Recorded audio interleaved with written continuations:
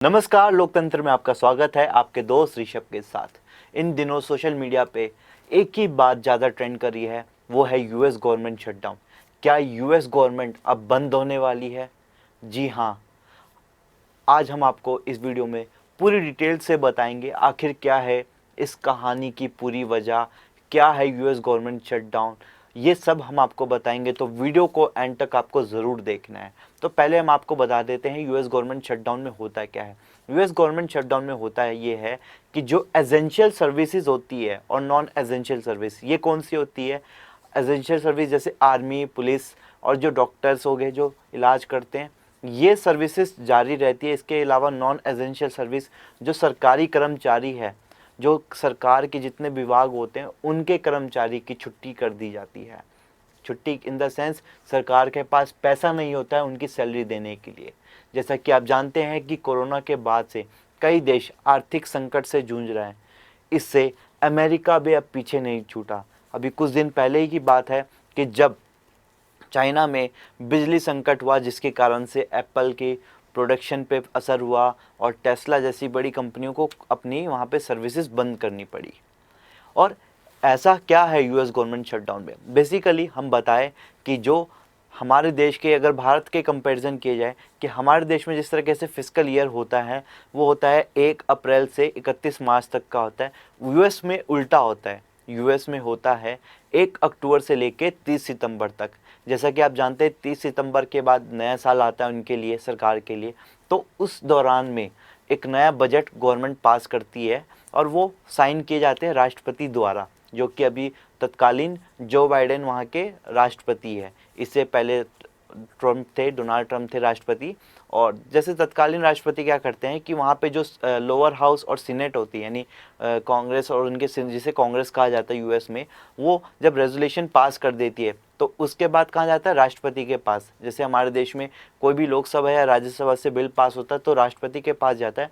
उस तरीके से जो भी वहाँ पे सरकारी खर्चे होते हैं वो राष्ट्रपति के जब मंजूरी होती है उसके बाद ही वहाँ पे वो सारे खर्चों का वो ब्यौरा किया जाता है। लेकिन यूएस में उल्टा है। वहाँ पे लोकसभा राज्यसभा में यानी खर्चों के लिए भी एक अलग बिल पास होगा, नहीं तो नहीं होगा।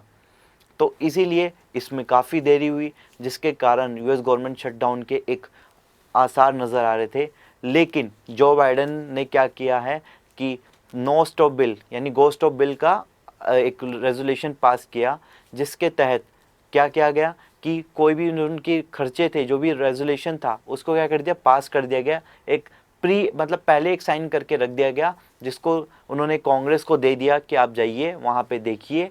और जो सेनेट और लोअर हाउस, क्योंकि अगर आपको कुछ चेंजेस लगते हैं तो 2 महीने में हम चेंजेस कर सकते हैं, लेकिन किसी का भी काम नहीं रुकना चाहिए।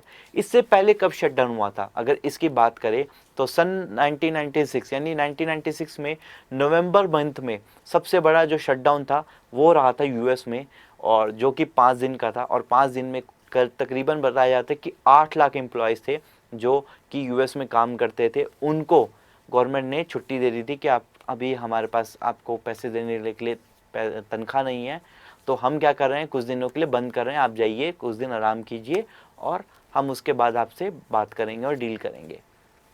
तो ये पहले हो चुका है, ऐसा नहीं है कि पहली बार हो रहा है। तो ये था यूएस गवर्नमेंट का अपना एक शटडाउन, जिसको लेके कई लोगों ने अफवाह फैला दी थी कि ये हो रहा है वो हो रहा है। तो बेसिकली ये है कि नॉन एसेंशियल सर्विस को गवर्नमेंट फंडिंग कुछ दिन के लिए रोक दी जाती है, और जिसका असर लेकिन देखे तो पूरी दुनिया पे भी पड़ता है। अगर ऐसा हो रहा है एक यूएस यानी देश नंबर 1 देश जिसे कहा जाता है, तो यानी हम यहाँ से समझ सकते हैं कि किस तरीके से आर्थिक मंदियों से सभी देश जूझ रहे हैं।